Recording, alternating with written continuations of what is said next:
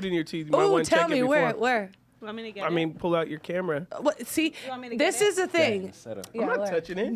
She's always like, touch it, take it out. I'm like, heck no, I ain't touching it. I ain't getting all up in your plaque and everything. I pick up Except the Colin's plaque, though. fillers. Yeah. Yeah. We clean it up. No, so this is the thing that I have a problem with. Weird. You have always Weird. done that. Anytime I either have a booger or I have something in my teeth, I'm like, we're sitting there, we just got done talking to people, and then I go in the car and I'm like, are you kidding me?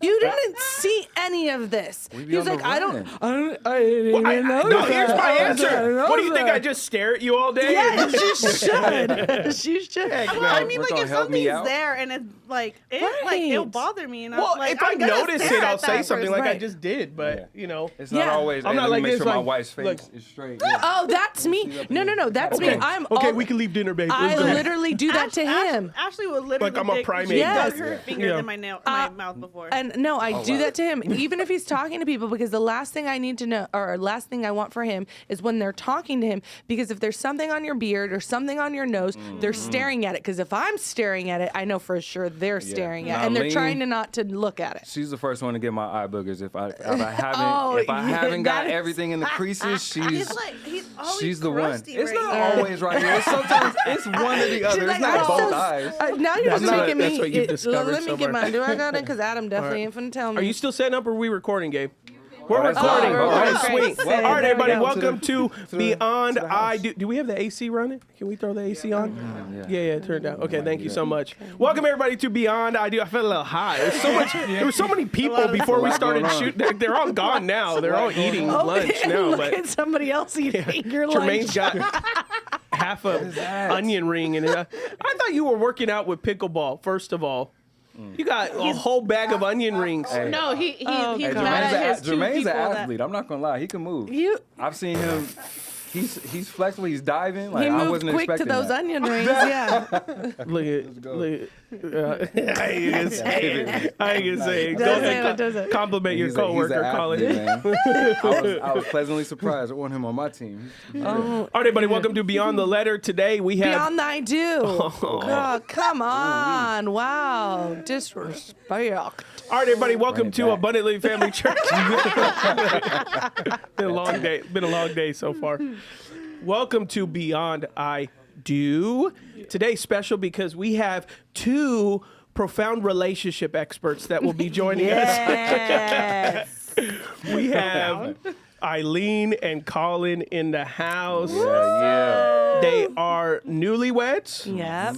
They've been 4 months and some changing. 4 months. Oh, I love it. They've been married for 4 months, which we'll get to it in a few moments. But also, if you enjoyed our Blended Families episode led by Pastor Aaron and Erica, really great stuff. It was great. But thank Yeah, you they to went in. Eileen, who is the daughter we spoke about the whole time. Who is here.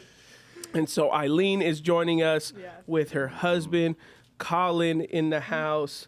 And we thought after that episode with Aaron and Erica, we're like, we got to get Colin and Eileen on. Yep. Not only to have Eileen first respond to everything her parents said. She's got Get clap drugged back. in the She's mud. got clap back. She got a list. They're in So the if you barrel right haven't now. listened to that episode yet, go check it out. It's the Blended Families one. It's probably, I think it's been our most viewed Yep. episode so far, which is great. And so, but also, they talked a lot about their daughter and how they got blended family, how Erica was previously married and had a child, which is Eileen in the house. So that's who we spoke about a lot. And so we appreciate Eileen being willing to have her life out Right. like that. I don't think any of us got approval beforehand, but we know you well enough that it was good. It was go Yeah. good. Exposed. Yeah. So first, I'm gonna give you an opportunity. Is there anything from that episode that you would like to either set clear, respond to, or get them back in any type of way? My name is Eileen, aka Meanie Me number 2 Of Erica? of what my mom thinks of my nose. I grew into my nose for one. Yeah. I grew into my nose. Praise him. Praise him.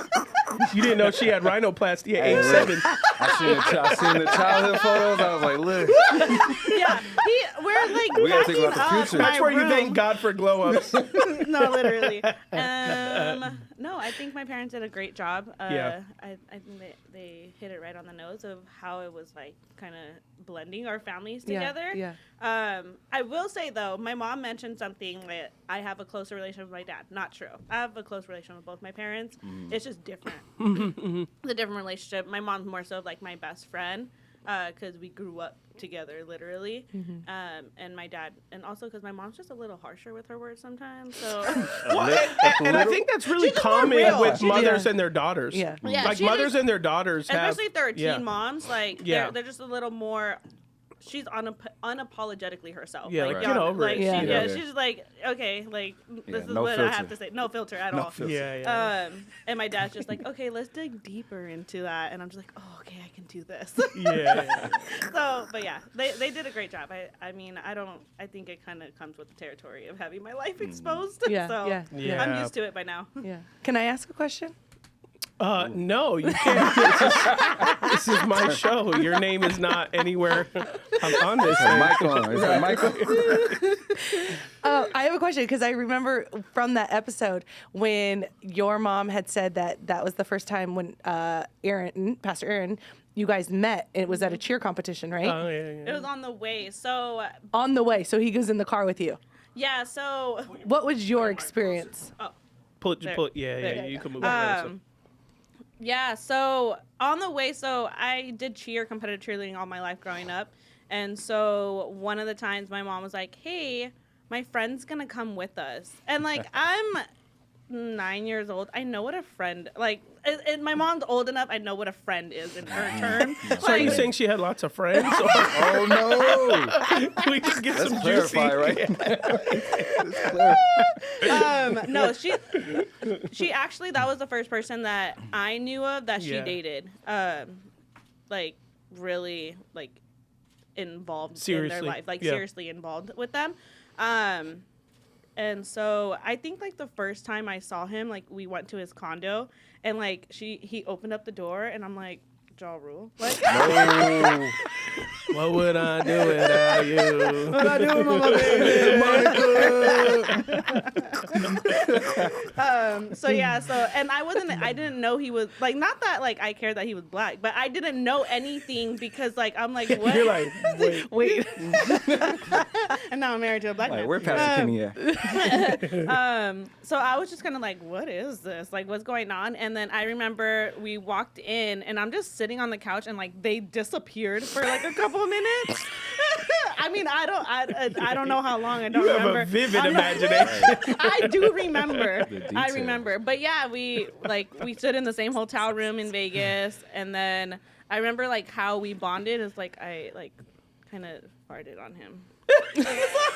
During that trip? Wow. Yeah. Like my Oh. mom was like, "Oh, Eileen, like your farts are not as bad as his," like making fun of my dad. Yeah, And so yeah, I was yeah. like, "Oh yeah, take this." I'm like, Oh my gosh.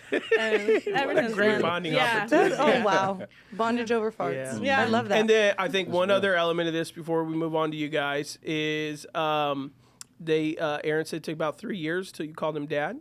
Yeah, well, actually, because they dated and then like engaged, so I didn't call him dad until once they got married. Oh, okay. So like I asked before, like I remember driving with my mom and I asked her like, do you want me to call him dad? And she didn't push it on me at all. She was like, well, what do you want? Like if you want to call him dad, you can call him dad. If not, like that's totally fine. Because up until then, it was just Aaron, like Aaron. So yeah, and then they got married, and I think before that I asked like, is it okay if I call you dad? And he was like, yeah. Mm. So yeah, so it So was then when they got really, married. really from that point, then you were kind of locked in. Yeah, from that point I was kind of locked in. It was still kind of adjustment because not only like am I gaining like someone in my life as a father figure, but then I moved. So like all I did was grow up in Baldwin Park and know that lifestyle, only been around women because it was my mom, my grandmother, and my Aunt Vanessa, and my mom's brother as well. But he was already married and like out of the house, so like I was just around women majority of my life. And so moving to San Diego, it was a huge culture shock, and so it was kind of adjustment for sure. What advice would you give to maybe an adult right now who's moving into a blended family and in perspective of a child who experienced a lot, right? In that episode, if anyone goes listens, we talk about your biological father a little bit and the struggles there that your mom had, and then obviously now this new person coming in your life, new father figure, but not just racially different, but culturally different and example different. Like from a child who experienced such transition, what advice would you give to an adult to say, hey, this is what I encourage you as a child who went through this, pay attention to this, look out for this, talk to your children like this. Like what couple little things would you say that stick out to you that go, this is what I would share from a child's perspective? I would share to take them into an account. I think a lot of times, you fall in love and you can get wrapped up into it of like, oh, I just want to be with this person for the rest of my life. And so then not necessarily forget about the kid, but sometimes like kind of putting how they feel about it to the side. It's more so about like what they want. And thankfully my mom, yes, she was dating him for a very, very long time, but she also protected me very, very well in the beginning of them dating. I didn't meet him until 2, maybe 3 years after they already started dating. And it was because of the lifestyle I was grown up in and seeing. I saw a lot of like gang violence and that such. And so my mom was just very protective over me. So just take the child into consideration and talk to them. Like allow them to feel what it is that they want to feel, because sometimes if your child is expressing like, well, I don't like this about, or how they talk to me this way, just listen to them. Allow them the space to talk, because you're their only outlet that they can talk to, because that's what they've been used to. That's good. That's great. That's really good. Okay, so in that regard, let's jump to you guys for a second with Colin here. Hey. Here's what I'll say. Let me say these premise, and then we'll jump in. Okay. Here we go. So one of the earliest memories I have of you, Colin, now goes back maybe a couple years, but it's when Pastor Aaron, your father-in-law, kind of, if I remember correctly, he either gave me a report or it was just through conversation. It was just talking about people that he was looking at that he wanted to mentor in his campus, and who are some people he's seen who want to be mentored. And he told me a story about a young guy who was in a relationship or was in a relationship, something like that. Depending on the year. And but it was that. It was like, but it was like, hey, this dude caught me in Rancho at first, and then I told him come over to Pomona, and then he's a good young man, and he's with this girl or whatever, yada yada yada. And then maybe a year later, it was like, that guy I was telling you about who started coming to Pomona, man, he was grinding, he's doing a great job. He's dating my daughter, and I'm like, whoa, wait, hold on. Change the direction right here. I'm like, oh, okay. And then, all right, I'm going to let you guys fill the gaps in, okay? Then. That's going to be the fun part. Yeah.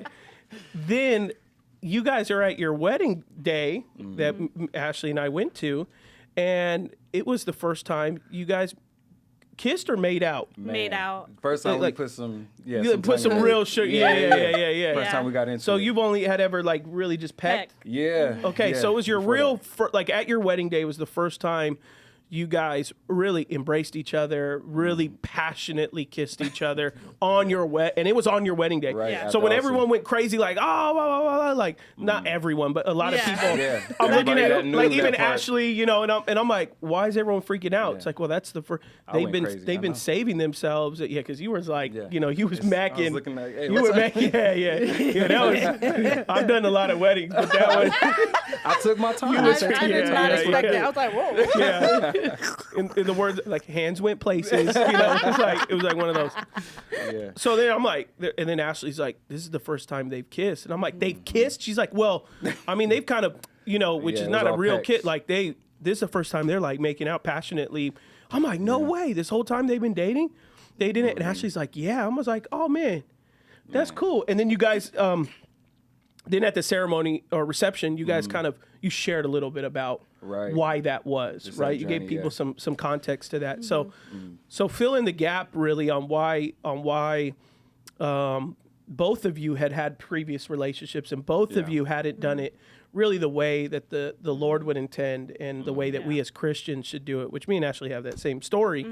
But now in your guys' dating strategy, give some people, because I know even me and Colin, we were at the Sprint. It's like you may not be able to go deep now into marriage advice, right? Married 4 months, but you could go deep into courtship right now. So, well, because what's the age difference too? We're 7 years, so I'm 35 years young, and she's she's 28. She just hit 28. Yeah.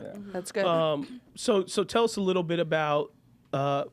First from you, Colin, your lens, like, because I know expressly you kind of led that approach, correct? Right? Yeah. Tell me about it. So that was coming off one of our first dates at Walters, I want to say, downtown Montclair or somewhere in that area. So we went on this date, and her friends were there and just like, wait, you guys haven't done this? You haven't done this? And we're like, no. And I think my whole approach to the relationship just in general was like, okay, God, with your help, I want to do this one completely different than I've done every other one. Whether it was physically, mentally, we ended up doing, even like with Pastor Erin and her mom's like involvement and my parents' involvement as well. Just wanted to do it completely the opposite. Curfews, check-ins, all that. I'm everything. 35 talking about a curfew. Like, I didn't curfew since I was 17, that was the but context I want to give. Age too. Yeah, so it was a lot of, so it was a lot of stretches and boundaries. A lot of stretches and boundaries. But I mean, the fruit that it produced with us finally saying I do, and then, you know, being able to just enjoy the fruit of doing it the right way was well worth it. But with that boundary, with the whole kissing thing, that came from, again, just wanting to do things different this time around. And I think at that date, her friends were just like, well, you guys haven't held hands, you haven't done blah, blah, blah. And we're like, no, like we're not. We were together for like we're a not month rushing already, it. and we still haven't even like held hands. Yeah. I mean, the hugs were real quick, the little side church hugs. Like, we weren't really doing too much of anything. But I think I walked her to the car, and then we went in for the kiss, and I was like, oh, hold on. Like, it's first of all, it had been a while since I'd kissed somebody. But then with this going on, I was like, okay, biology is doing this thing. Let me give you some space a little bit. And, you know, you text me when you get home kind of thing. And so it was a little awkward ending at the actual date. And, you know, we waited maybe a couple hours later. And I just hit her up and explained, like, hey, I don't want you to think I'm not attracted to you, because that's not the case at all. But I really want to respect you, like, from every angle, spiritually, physically, mentally, all that. And I don't want to, you know, push that boundary at all. Like, I want to be able to look, you know, my mentors, my leadership, my accountability in the eyes and say, hey, we're doing this the right way. And, just respect her, not tempt her in any way, because I knew what were triggers for me. And, we kind of set that from day one. And she hit me back up. She was just like, you know, I really respect that you shared that. You didn't have to share that with me, but I respect it, and that's how we'll carry on. So how long did you guys date for? Almost a little over 2 years, was it? And then including engagement? Including engagement. Including it. So 2 years denying your flesh, basically. You know, that's really good. It's a good amount of time. So do you feel like, because I always you know, say this on here and beyond the letter, is that, you know, when you deny your flesh, it gives you mental clarity to make the decision if this is the right person for you, because gratifying your flesh, which is God-given, right, in marriage, God has blessed the gratification of a couple in marriage. But outside of that, it can become intoxicating, right? And then also that's also where you get men who then give prolonged relationships, because they're getting everything off the menu. Why would I buy the store when I can order on the menu and get it free every time, right? Why would I sign a contract on a lease when I could come here and get everything I want whenever I want? So in your approach with that, like, was that an example for you as you were denying your flesh? Do you feel like you were really able to approach the relationship and making the decision to take the next step to engagement and marriage with clarity, but then also, did it also put a fire under you to make that commitment, because you were like, but I also got a flesh, and I want the battle was I want to taste like, the fruits. Like, you know? We had we get to the whole produce section, but but I think on that end, like, I did literally everything I could. Like, she remembers there were nights where, hey, we have a date night plan where there was just us two or couples, and I was like, hey, I need to just, it's best if I just meet you there, because I knew what I'd been going through that day or even that week. And like I said, I didn't want to push it. Like, I knew her father before starting to date her, so even wanted to, you know, respect that and be able to look him in his eyes as I'm serving under him. Like, I don't want to test any boundaries or mess up like the momentum we had going into it. So it was some nights, hey, I'll meet you at the dinner spot. And I think the first time she asked, like, what do you mean? Like, are you okay? And I'm just like, I'm in a... Why aren't you picking me up? What happened to the chivalry? But I think, those nights it was, hey, like, I'll just meet you there because I didn't want to, say something out of pocket or, my hands travel when they shouldn't have. So, but I mean, she did a great job. Just like I said, supporting that and making sure that we both stayed on the right track. And she was awesome in the courtship phase. I didn't get, any tempting text, pictures, none of that. Like I can truly say she never tested any boundaries with me. Good. So that was, again, great to Was walk that in new there for like you, that. Eileen? Like, just having to respond in that way and go like, I think this is like, this is the right thing to do, I always knew that it was the right thing to do. I think in my past relationships, it was just me more so my insecurities versus me just like wanting to live that lifestyle. Right. It was like, no, I want this person to love me, so this is what I gotta do. This is what I gotta do. Yeah. But I think for me, it honestly came a lot easier than it did for him because I truly believe God took away that desire for me, like even that temptation, because it wasn't even like enjoyment when I was doing it in sin. I felt truly convicted over it, and so not living that lifestyle with him and like actually going through and having that pure like courtship with him, it was a lot easier on me than it was on him. I think sometimes I felt bad because I wasn't being tempted or I didn't feel any type of way like the same feelings that he was feeling. So I'm like, I can't relate in any way. So I'm sorry. But she don't like me, y'all. She don't like me. Her hug's a little too quick over here. She's like, no, I understand. Don't touch me. I'm good with it. Take me, make it home.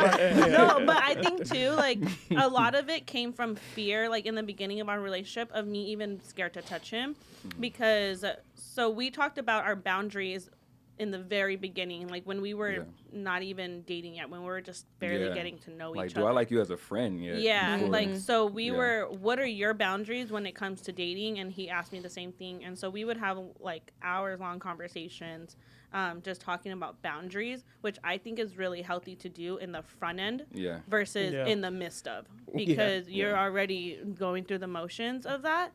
So now it's just like, oh, wait, why are we stopping things? And so we did it on the very front end versus when we started dating already, which really helped us as well, because I brought it to his attention, like, I don't want to make out, because when I've made out in the past, it's always led to more. And so in the beginning, I was very scared. So, like, you talked about, like, love languages with the podcast with my parents.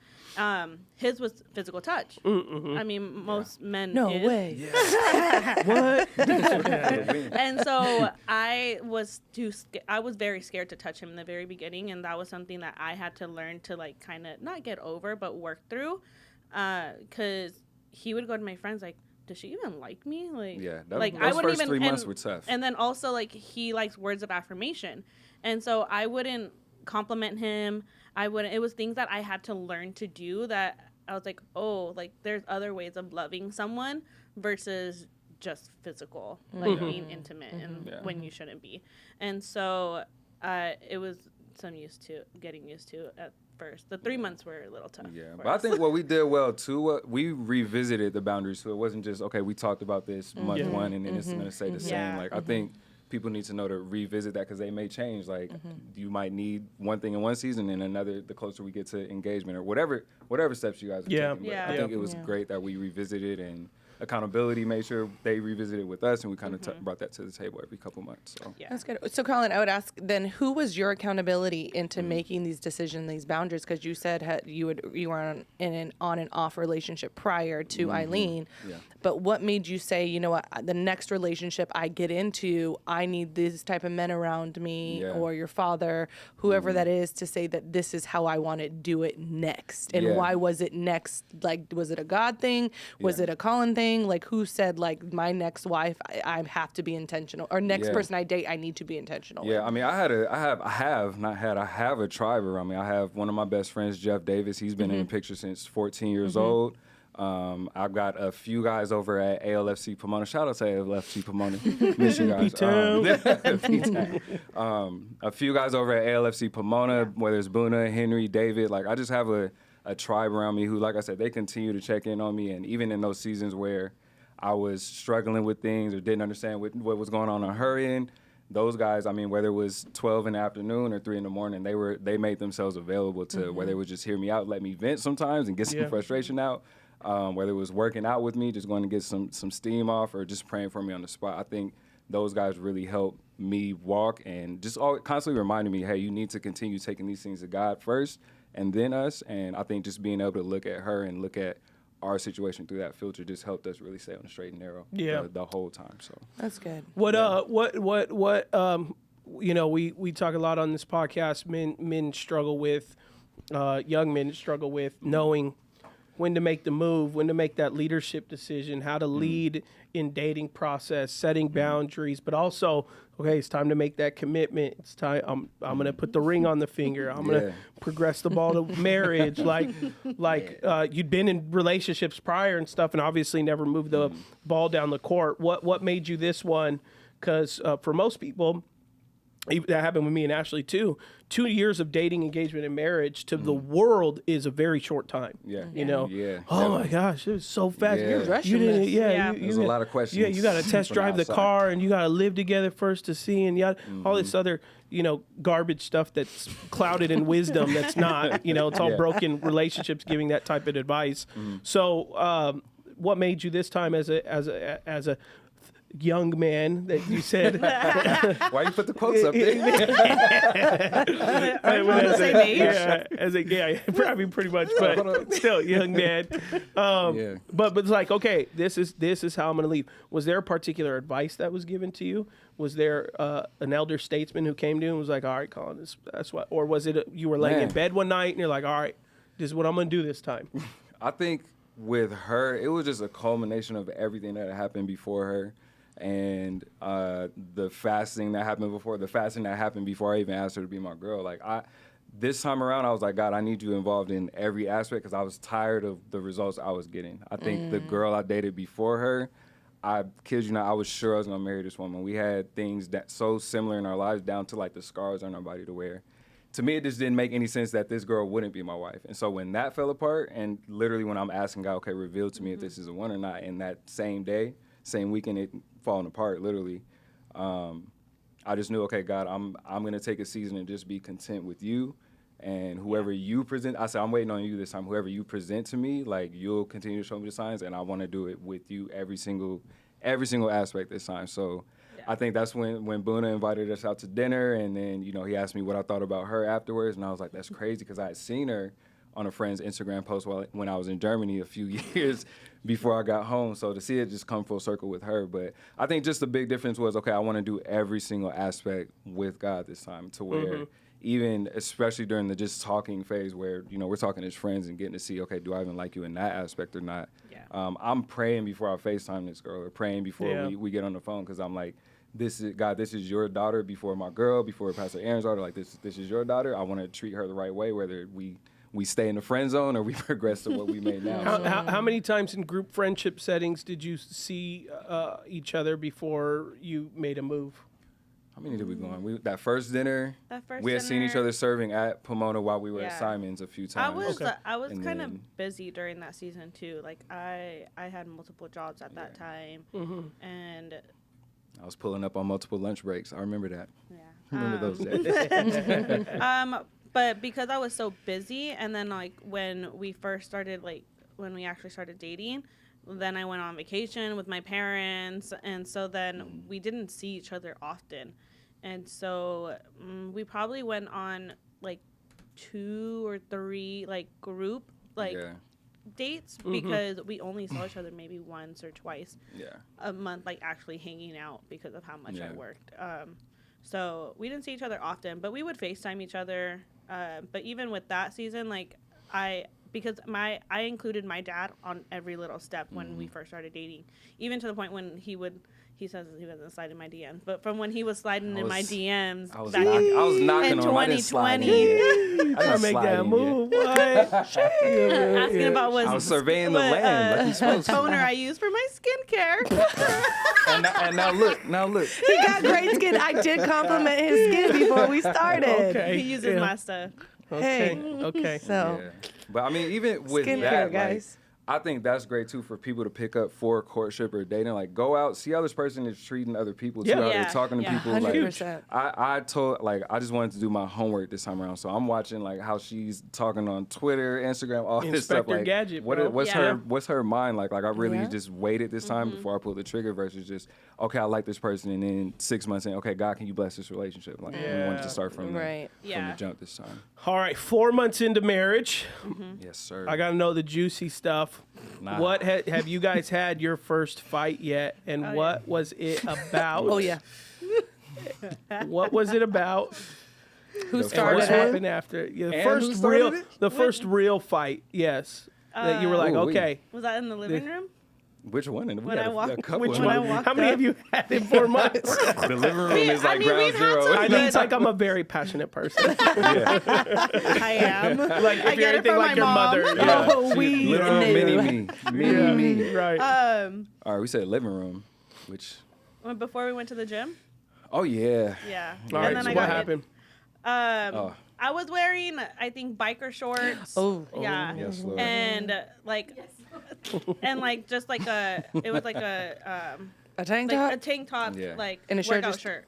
And to And me, so- it looked like a bikini top. And But so we had I'm different- over here like I'm going to the gym, about to sweat. I'm so used to just like, and so he's like, all right, so are you gonna go change? Like we were getting I was up, like, and what, he what was shirt like, are you about to put yeah, on he's over like, there? so So what we can shirt? go? And I was like, I'm ready. I looked at him. I was like, what do you mean, what shirt I'm about to put on?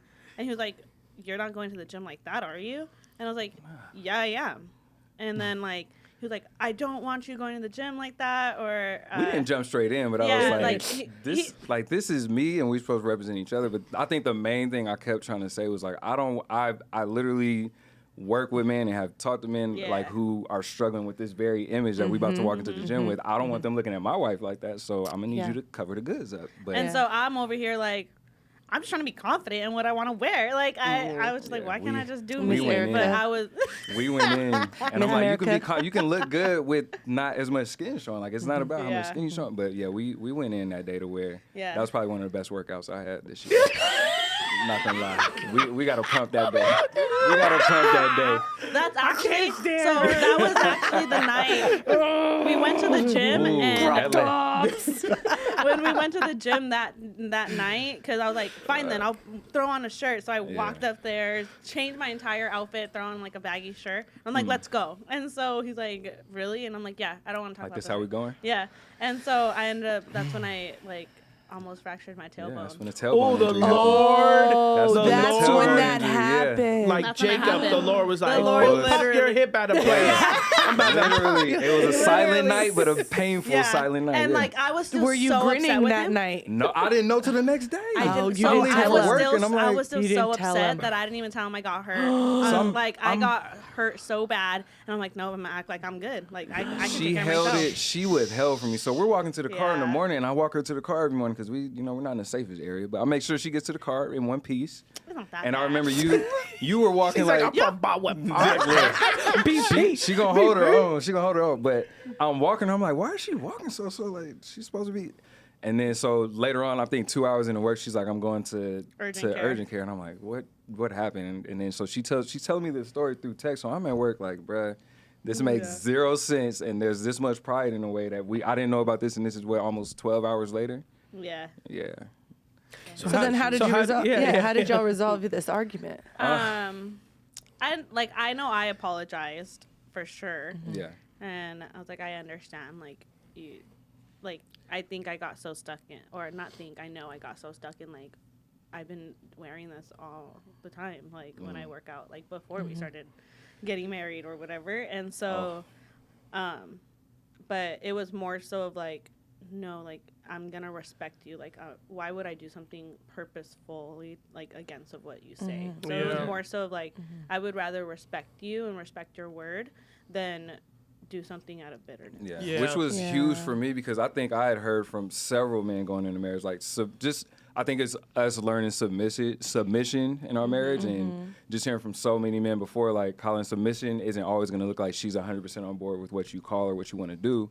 It's going to be the same way we are with God. Hey, God, I don't want to go forgive this person. I don't want to go apologize. I don't want to, go serve at this place or whatever it may be. But because I love you, I'm going to fall in line and do what it takes to please you. So I think we've been in a couple of situations like that in our long 4 months of marriage. But it's a lot of learning and shaping and unlearning things that we came into it with. But I think we always come out for the better on the other side. Yeah. And a lot of people may or may not think that just because Colin had said, like, hey, what you're wearing is, and some women would probably be upset, like, you can't, like she said, don't tell me what to wear, and you can't control her. You can't control her. Why are you telling her this? And you shouldn't submit. Be you. Be who God like. And they'll throw God. Be God who God called you to be. You got a beautiful body. You're curved in all the right places. Yeah. But I also think too, it comes out of the respect, like what Colin was saying, like.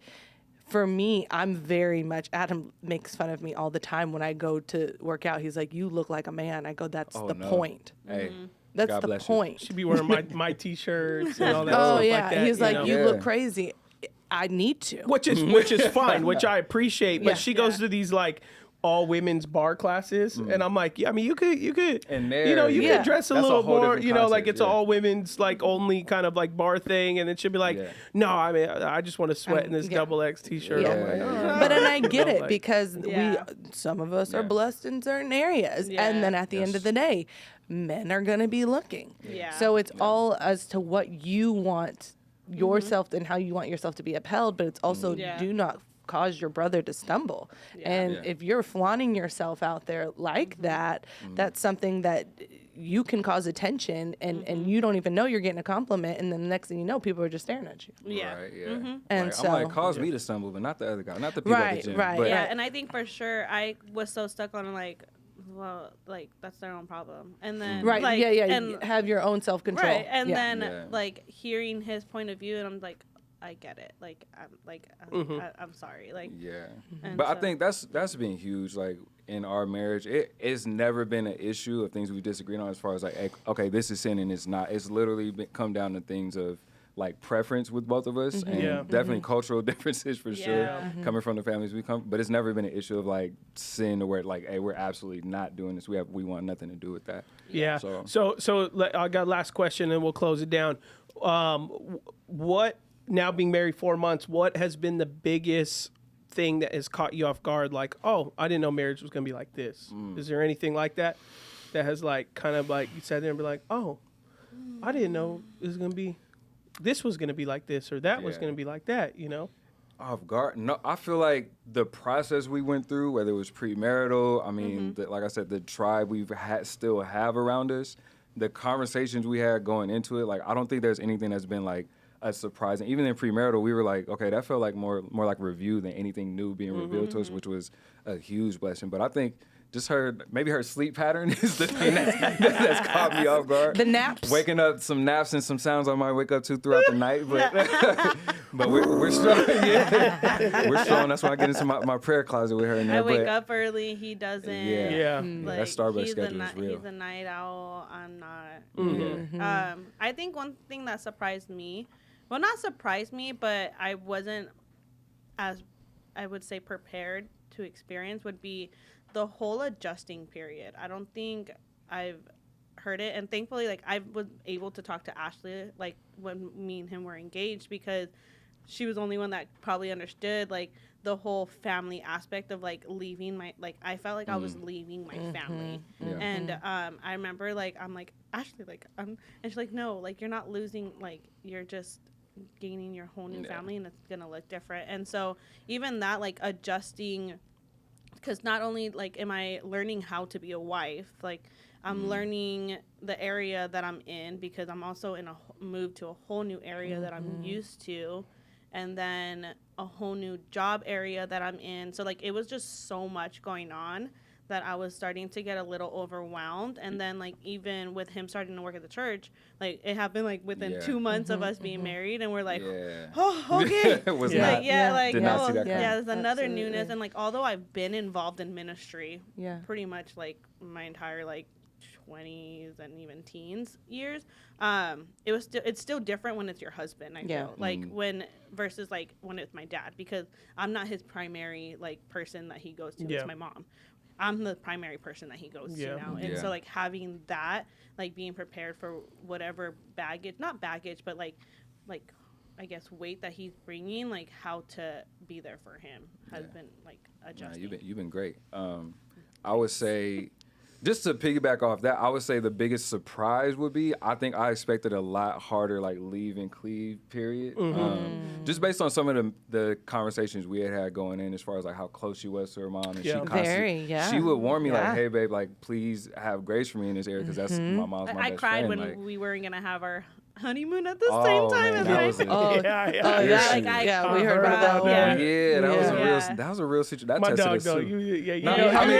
That was I was in the car shivering like, can I talk to your parents? But I think just that situation and being, like I said, pleasantly surprised with, okay, I'm expecting we're on a honeymoon and she's gonna be FaceTiming our sisters and her parents the whole time, but we were pretty locked into the resort, and even being in our home now, it's like she's ready to get home after work, and same with me. Like in short, their all family decided they were going to go on the honeymoon with Colin and Eileen, and basically they all originally agreed to it. And then Colin was like, you know what? I want to have my own honeymoon, and he met with his father-in-law, mother-in-law, and basically was like, nah, it's not gonna happen. Yeah. And when I heard that, I was like, "That's my dog right there, bro." Fellas, learn from my mistakes. So make up your mind when you're ready to make up your mind. Don't just say yes because your wife please people. wants to. Don't just try to please people and then pull the carpet under the rug or show up and be pouty mouthed and I didn't want them to be here in the first place. Like, well, you said. And that was literally on me. I didn't process when I needed to or in a timely manner, so that ended up, hurting her in the long run versus saying, hey, let me think about it, let me chew on it, and then we decide together. So, we learned from it, and I mean, honeymoon was awesome. Yeah, that's awesome. That's awesome. Well, guys, thanks for coming up. Thanks for was clearing great. things up, Eileen, with for your parents. Right. Hot Cheeto soup. Hot Cheetos. Oh god. The hot Cheetos. I had some earlier too many today. Red Bulls in the house. Sure. Oh my gosh. Well, thanks for guys jumping on. Thanks for sharing the wisdom you have in your dating process. Yes. You and only a handful of people. You, Gabe, Yep. are one of the only few people that I know that approach dating the way that Ashley and I did. Not that we're some mere example, and you didn't do it because of us, but that when I heard how you guys dated, I said, yeah, that's how me and Ashley dated and approached marriage. And then Gabe and Cynthia did the same thing. And I can only count on one hand of people that actually led with boundaries, had timelines, made commitments, communicated future and everything like that, and respected mentorship and community and brought all that in. And none of us were perfect in any way, but you could see the fruit from it, right? Like I could talk to you guys and you could figure out really fast, like, man, it's a couple that has fruit from being disciplined in the ways of the Lord and putting God first, for sure, and you guys will in the future experience the blessings that come for that, as you already have. So, yeah. And it's awesome to see. I mean, I was Eileen's youth pastor, so I have a photo of her where I put her in a little freezer when she was 15 years old. Literally. I literally put it on Instagram, right? It's on my Facebook. I think. Facebook. My dad's posted it. Oh yeah. I need that. Yeah, but we picked her up and we put her in the little freezer that was in the youth thing and took a picture of her, and I think we closed it on her. So nice. So youth pastor. And she had little boyfriends back then, and all we were trying to do was get her to break up with them. And I mean, that's any youth pastor, right? So we tried, Colin. Me and my youth team, we did our best. Thank you, bro. We knew you was coming eventually. Yeah, I knew Colin would come eventually. So it took my time, but we here. Yeah. All right, guys. God bless you guys. Thanks for tuning in to Beyond I Do.